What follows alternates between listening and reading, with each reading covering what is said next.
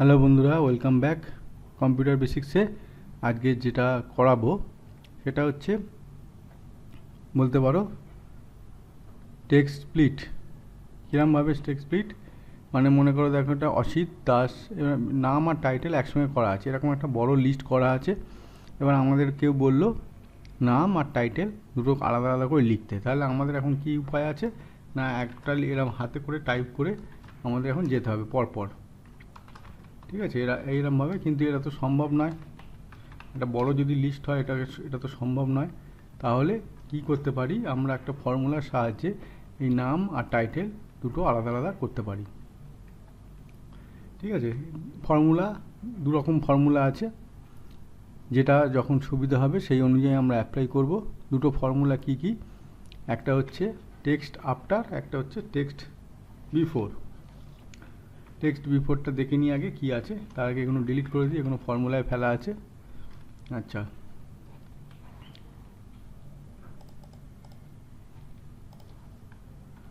দেখো আমরা এখানে টাইপ করছি formula text before. Text before মানে শব্দগুলোর মাঝখানে তো স্পেস আছে, তাহলে সেই স্পেসের আগে প্রথম যে স্পেসটা পাবে সেই স্পেসের আগে যে নামটা থাকবে বা যে শব্দটা থাকবে সেটা এখানে তুলে ধরবে। তাহলে text before first bracket select করে দিলাম, কোন টেক্সটটা থেকে সিলেক্ট করতে হবে, এখান থেকে সিলেক্ট করতে হবে, কমা ডেলিমিটার মানে আমি জায়গাটা নির্ধারণ করে দেবো কোন জায়গা থেকে কোন জায়গাটা। তাহলে আমাদের জায়গাটা এখানে কোনটা না, স্পেসটা এখানে মার্ক করে বলে দিচ্ছে যে যেখানে স্পেস থাকবে তার আগের শব্দটা। তাহলে আমি এখানে ডবল ইনভার্টেড কমা স্পেস, এই যে ডবল ইনভার্টেড কমা ক্লোজ, দুটো ডবল ইনভার্টেড কমার মাঝখানে স্পেস দিলাম, মানে এখানে স্পেসটাকে ডেলিমিটার করে দিলাম, যে স্পেস যেখানে পাবে তার আগের টেক্সটটা তুলে ধরবে, টেক্সট বিফোর। তাহলে আমি এবার এন্টার দিলাম, দেখো এখানে অসিত চলে আসলো। এইবার আমি যদি এটা এখানে টেনে দিই পুরো ফর্মুলাটা, এই অসিত, রাজু, কমল, দেখো এখানে প্রত্যেকটার শব্দর পরে একটা করে স্পেস আছে, সেই জন্য তার আগের শব্দটা তুলে দিয়েছে। লাস্টেরটা এরর আসছে কেন, শ্যামের পরে কোনো, এই যে শ্যাম আছে লেখা, শ্যামের পরে কোনো টেক্সট নেই, তাহলে সেই টেক্সটটার দুটো টেক্সটের মাঝখানে যে স্পেসটা সেটা পেলো না, তার ফলে ওখানে শ্যাম কথাটা এলো না। যদি শ্যামের পরে কোনো একটা শব্দ থাকতো, মনে করো আমি এখনই এখানে লিখে দিচ্ছি শ্যাম পাল, এই দেখো চলে আসলো। ঠিক আছে, শব্দ পেলে তবে এটা চলে আসতো এবং ওয়ার্ডটা পেয়ে যেতাম। যেহেতু কোনো শব্দ নেই, তার ফলে তার আগের যে স্পেসটা সেটা কাউন্ট হলো না, আর স্পেস কাউন্ট হলো না মানে স্পেসের আগে যে শব্দটা সেটাও কাউন্ট হলো না, তাহলে এখানে এরর দেখালো। বাকি অসিত দাস, অসিতের পরে স্পেস আছে, দাস অসিত আর দাসের মাঝখানে, তাহলে এটা প্রথম স্পেস, সেই প্রথম স্পেসের আগে হচ্ছে অসিত লেখাটা চলে এলো। এখানে মনে করো তিনটে, যেটা কমল, কেষ্ট, কুণ্ডু, তাহলে প্রথম স্পেসটা আছে কমল আর কেষ্টর মধ্যে, তাহলে কমল আর কেষ্টর মধ্যে স্পেসটার আগে কি লেখা আছে, কমল, এখানে কমল চলে এলো। তাহলে এটা হলো টেক্সট বিফোর। দেখে নাও আরেকবার, টেক্সট বিফোর একসঙ্গে লিখবো, কোনো স্পেস দিয়ে লিখবো না। আচ্ছা, এবার তুলনা করি, এটা আর একটা ফর্মুলা দেখবো, text after. Text after same একই formula, first bracket colon double inverted comma space double inverted comma close, মানে এটা আগে যেটা বিফোর হয়েছিল এটা ঠিক আফটার, সেম ফর্মুলায়। তার মানে এখানে টাইটেলটা হবে, এখানে যদি ফর্মুলাটা আমি এখানে ড্র্যাগ করে দিই, এই তার মানে অসিত আর দাসের মাঝখানে যে স্পেসটা পেয়েছে তারপরে যে শব্দটা আছে, কি আছে, অসিত আর দাসের স্পেস মাঝখানে যে স্পেস আছে তারপরে শব্দটা কি আছে, দাস, ওই জন্য দাস চলে এলো। তারপরে সর্দার। আচ্ছা, কমল আর কেষ্টর মাঝখানে প্রথম স্পেসটা হচ্ছে কমল আর কেষ্টর মাঝখানে, তাহলে সেই কমল আর কেষ্টর মাঝখানে প্রথম স্পেসের পরে পুরো শব্দটা কি আছে, কেষ্ট কুণ্ডু, সেই জন্য কেষ্ট কুণ্ডুটা চলে আসলো। আর এটাও ঠিক এরর দেখালো, সেম যেরকম আগের কেসটার জন্য এরর দেখিয়েছিল সেটা। আচ্ছা, এবার মনে করো আমি এখানে একটু ফর্মুলাটা মডিফাই করব। এখানে আমি কমা দিলাম, এখানে আমি ওটা তো প্রথম শব্দটার পরে স্পেসটা কাউন্ট হচ্ছিল, আমি মনে করো দুটো শব্দর পরে স্পেস কাউন্ট করতে চাই। মানে যেমন 3 নম্বর লাইনটা কমল কেষ্ট তারপরে স্পেসটা কাউন্ট করতে চাই, তাহলে এখানে আমাকে 2 প্রেস করতে হবে। 2, যদি 3টে হতো 3 প্রেস করতাম, 2 প্রেস করে এন্টার। এই এই দেখো, ঠিক আছে। বাকিগুলো এরর দেখালো কেন না, ওখানে দুটো করেই শব্দ, 3টে করে শব্দ নেই, তাহলে কাউন্ট করবে কি করে? দুটো করে শব্দ, কমল কেষ্ট তারপরে স্পেস, সেই স্পেসের আগে টোটাল শব্দটা হচ্ছে কমল কেষ্ট, এই জন্য ওটা দেখিয়ে দিল। এখানেও যদি আমরা ওরকম ঠিক করি, 2 প্রেস করি, ব্র্যাকেট, এই একই জিনিস ঘটবে, শুধু এখানে শব্দগুলো চেঞ্জ হয়ে যাবে, ঠিক আছে।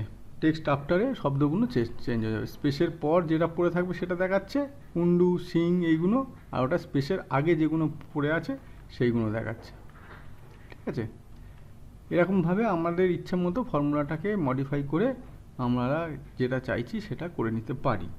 আর একটা জিনিস দেখাই, এখানে 2 এর পরে মনে করো যদি কমা দিই, এখানে দেখো 0 মানে কেস সেন্সিটিভ দেখাচ্ছে, আর 1 মানে কেস ইনসেন্সিটিভ দেখাচ্ছে। তার মানে এটার মানে হচ্ছে আমি যদি 0 দিই, তার মানে সে চেক করবে যে ওই স্পেসের মাঝখানে কি আছে, আর 1 দিলে চেক করবে না, ওটা যেরকম আছে সেরকমই দেখিয়ে দেবে।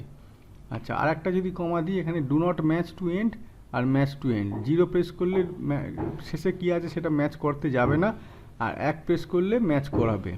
আর একটা কমা দিয়ে যদি আমি এখানে লাস্টে দেখাচ্ছি, দেখো ইফ নট ফাউন্ড, যদি কিছু লাস্টে না পাই, এতক্ষণ এরর দিচ্ছিল, এখন আর এরর দেবে না। কি দেবে? আমি যেটা লিখে দেবো সেটা দেবে। আমি মনে করো লিখে দিলাম নট ফাউন্ড লিখে দিলাম, দিয়ে ব্র্যাকেট ক্লোজ করে এন্টার মারলাম, দেখো। আচ্ছা, কোনটায় নট ফাউন্ড দেখায়, দেখো এটাই নট ফাউন্ড। কেন কি? এখানে 2 প্রেস করা আছে, তো 2 প্রেস করা মানে দুটোর পর চেক করবে, দুটোর পর অসিত দাসের পর তো কিছু নেই, একটু আগে এরর দেখাচ্ছিল, এখন এরর দেখাবে না, যেহেতু আমি নট ফাউন্ড ওখানে লিখে দিয়েছি, ওখানে নট ফাউন্ড লেখাটা দিয়ে দিল, নট ফাউন্ড। সেম রাজু সর্দার কমল কেষ্ট কুন্ডুর ক্ষেত্রে হলো না, কারণ কমল কেষ্ট তারপরে তো এখন একটা আছে কুন্ডু, সেই জন্য কুন্ডুর আগে কমল কেষ্ট আর কুন্ডুর মাঝখানে যে স্পেসটা আছে তার আগে ফর্মুলাটা কমল কেষ্ট এখানে পেয়ে গেলাম। ঠিক আমি যদি এটাও যদি এরকমভাবে প্যারালালি করতে চাই, তাহলে কি হবে? নট ফাউন্ড, এই, ঠিক আছে। দেখো আমি তুলনামূলক করে করাচ্ছি, পাশাপাশি প্যারালালি রেখে, এই কারণে তোমাদের যাতে বুঝতে সুবিধা হয়। তাহলে নট ফাউন্ড এখানে কুন্ডু লেখা হলো, কারণ 3টে শব্দ নিয়ে গঠিত বলে নামটা, সেই জন্য কুন্ডুটা পাওয়া গেল। এখানে রামচরণ সিং পাওয়া গেল, কারণ সিংটা নিয়ে গঠিত, ঠিক আছে।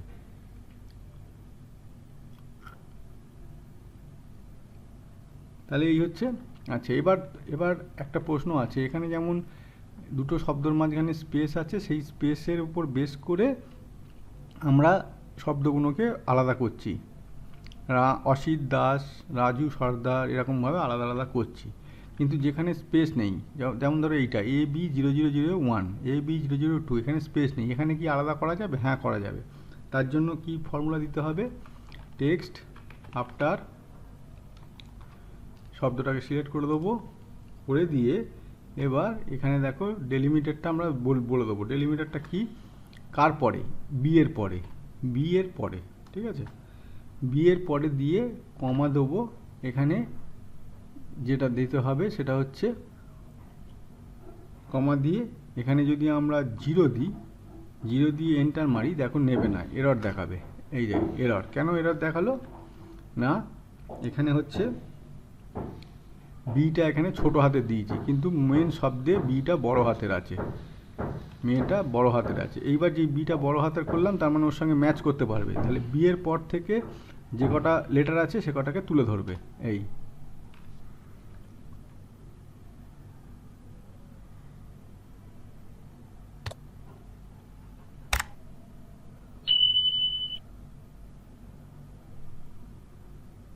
ডবল কমা দিতে হবে, হ্যাঁ, এই, ঠিক আছে।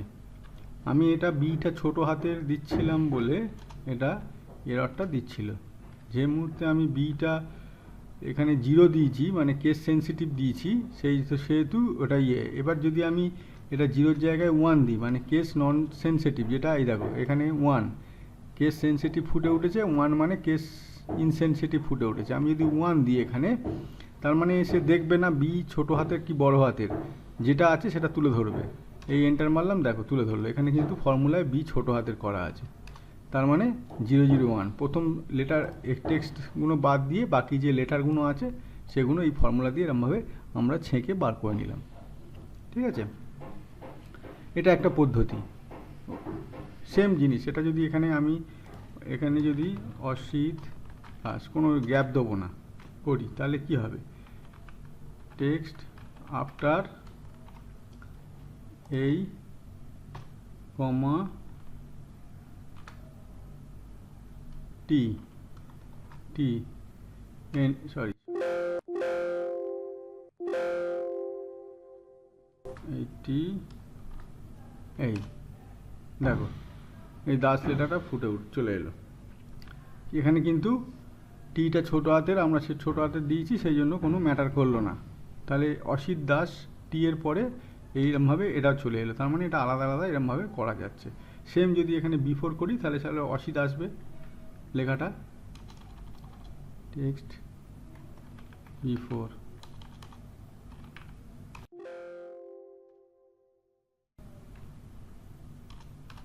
এই ঠিক আছে, তখন একটুখানি ফর্মুলাটা এখানে টি দিলে হবে না, টি এর পর থেকে ওটা বাদ চলে যাচ্ছে, এখানে ডি দিতে হবে।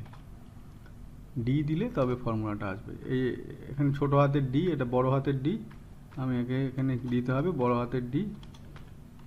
এই অসিত চলে আসলো। ঠিক আছে, তো এরকমভাবে আমরা শব্দগুলোকে টেক্সট বিফোর আর টেক্সট আফটার করে এগুলো আমাদের একটা কোনো বড় লিস্ট দিল, দিয়ে আমাদের যে কাজ দিয়েছে সে বলল এখানে নাম আর টাইটেলগুলো, অথবা এই যে নিচের যে দ্বিতীয় উদাহরণটা, এখানে ওয়ার্ডের সঙ্গে নিউমেরিক মিশে আছে, ওয়ার্ডগুলো আর নিউমেরিকগুলো আলাদা করো। তাহলে আমরা এই দুরকম ফর্মুলা দিয়ে আমরা এটা আলাদা করে নিতে পারি, যেটা আমাদের মানে সুবিধা হবে সেরকমভাবে আমরা আলাদা করে নিতে পারি। শুধু ফর্মুলাগুলো শুধু মাথায় রাখবো, নাহলে এরর চলে আসবে অথবা নট ফাউন্ড চলে আসবে।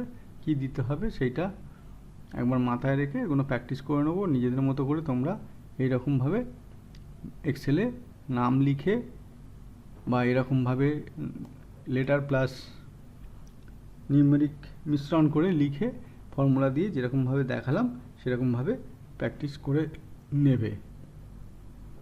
খুব ইন্টারেস্টিং জিনিস এটা আমাদের কাজে লাগে খুব। অনেক আছে কোনো ডকুমেন্টে কেউ হয়তো নাম আর টাইটেল একসঙ্গে টাইপ করে ফেলেছে, সেগুলোকে এখন একটা একটা করে বসে বসে আলাদা আলাদা করে টাইপ করা খুব সময় সাপেক্ষ। তার জন্য এই ফর্মুলা অ্যাপ্লাই করে দিলে 1 সেকেন্ডের মধ্যে আমরা নাম আর টাইটেল আলাদা করে নিয়ে আমাদের কাজটা এগিয়ে নিয়ে যেতে পারব। ঠিক আছে বন্ধুরা, তো এইটাই আজকে দেখানো ছিল, দুটো ফর্মুলা, টেক্সট বিফোরে টেক্সট আফটার করে আমরা কত সুন্দর আমাদের কাজটাকে সহজে করে নিতে পারি। আশা করি ভালো লাগলো। ভালো লাগলে অবশ্যই ভিডিওগুলো লাইক করো, শেয়ার করো বন্ধুবান্ধবদের মধ্যে, আর যারা সাবস্ক্রাইব করোনি তারা বেল আইকন নোটিফিকেশানে অল বটমে প্রেস করে সাবস্ক্রাইব করে দিও, যাতে এইরকম ইন্টারেস্টিং ভিডিওগুলো তোমরা ঠিক সময় পেয়ে তোমরা দেখতে পারো, শিখতে পারো, জানতে পারো। তা আজকে এই পরের দিন আবার নতুন টপিক নিয়ে তোমাদের কাছে দেখাবো, শেখাবো, জানাবো। আজকে এই পর্যন্ত বন্ধুরা, থ্যাংক ইউ।